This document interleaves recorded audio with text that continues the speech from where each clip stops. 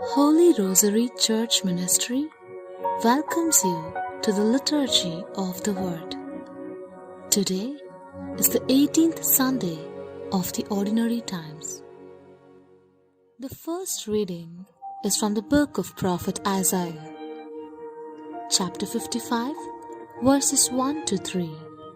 In this reading, God invites all those who are hungry and thirsty to eat and drink freely and not to spend wages on things that does not satisfy.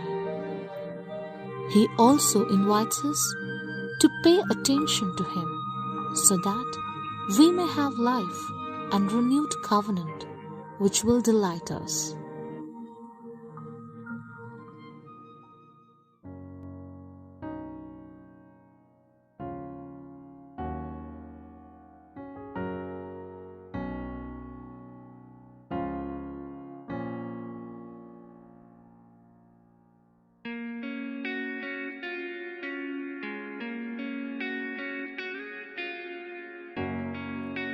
Everyone needs compassion, a love that's never fading.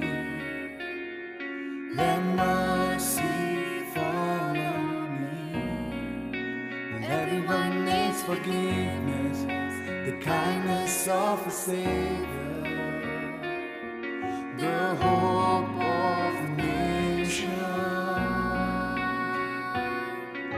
Savior, He can move the mountains. My God is mighty to save. He is mighty to save forever. Author of salvation, He rose and conquered the grave. Jesus conquered the grave.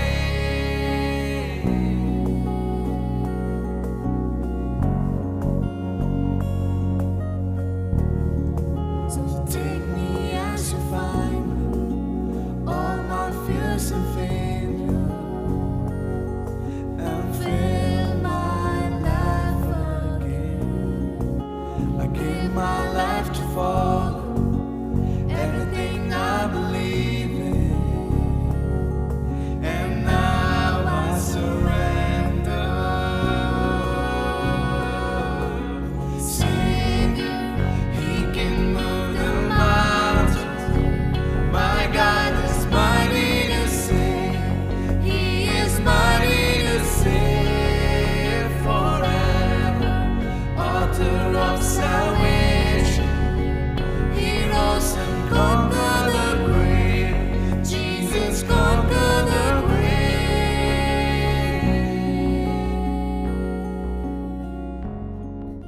The second reading is from the letter of St. Paul to the Romans, chapter 8, verse 35 and verses 37 to 39. In this letter, St. Paul assures the believers that nothing or no one can separate us from the love of God in Christ Jesus our Lord. Gospel is according to St. Matthew, chapter 14, verses 13 to 21. Let us now listen to the reflection by our parish priest, Reverend Father Balraj. My dear sisters and brothers, from her personal experience, Mother Teresa relates a story, learning of a poor Hindu family in Calcutta who had been starving for many days. Mother Teresa visited them and gave a parcel of rice to the mother of the family. She was surprised to see that the woman divided the rice into 2 equal portions and gave one to our Muslim neighbor. When Mother Teresa asked her why she had done such a sacrificial deed, the woman replied, "My family can manage with half of what you brought. My neighbor's family is in great need because they have several children who are starving." The common theme of today's readings is the provident care of a loving and merciful God who generously shares His riches with us and invites us to practice His sharing love in our lives. In today's Gospel, Matthew intentionally contrasts two banquets, one hosted by King Herod, which resulted in the death of John the Baptist, and the feeding of a large crowd by Jesus near the shore of the Sea of Galilee. Herod's banquet took place in an environment of scheming and arrogance and concluded with a murder.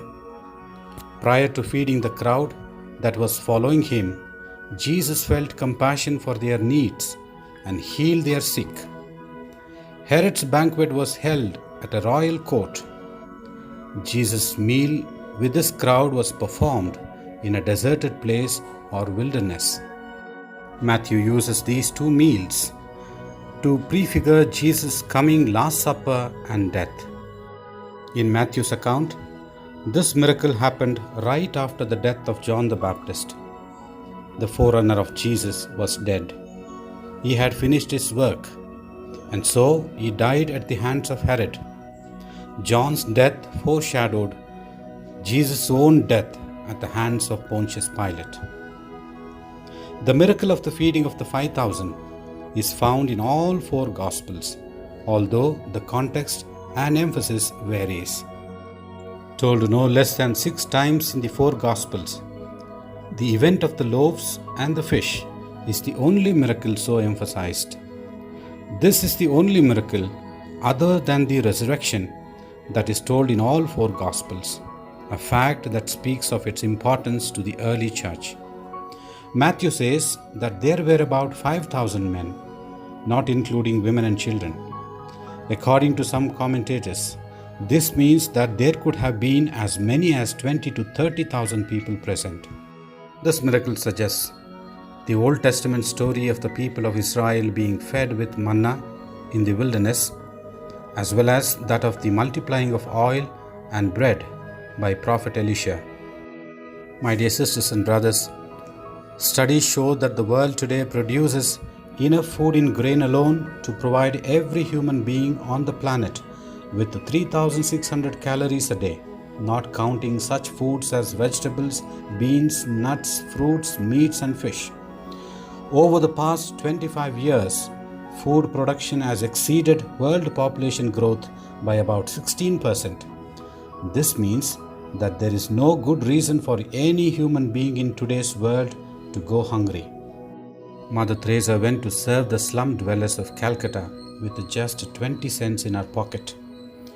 When she died 49 years later, God had turned her original 20 cents into hundreds of mobile dispensaries, leprosy clinics, homes for the dying and for the abandoned children, and thousands of volunteers from all over the world to help her. My dear friends, we can begin our own humble efforts at sharing right here in our parish by participating in the works of charity done by the organizations like St. Vincent de Paul Society, Legion of Mary, and so many other volunteer groups.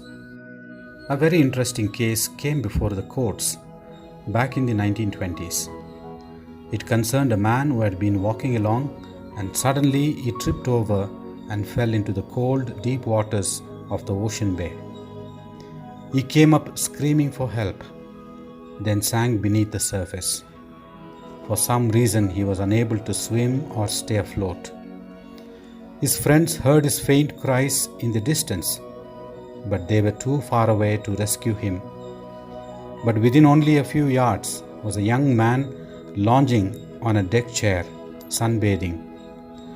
Not only could the sunbather hear the drowning man's plead, "Help, I can't swim," he also was an excellent swimmer. But the tragedy is that he did nothing. He only turned his head to watch indifferently as the man finally sank and drowned. The family of the victim was so upset by that display of extreme indifference, they sued the sunbather. The result? They lost the case. The court ruled that the man on the dock had no legal responsibility whatsoever to try to save the drowning man's life. My dear friends, you and I can turn a deaf ear to the needy of this world. We can shrug our shoulders and say, "Let God feed them." But God works through people, who are responsive to God's leading. There is nothing in this world that cannot be accomplished.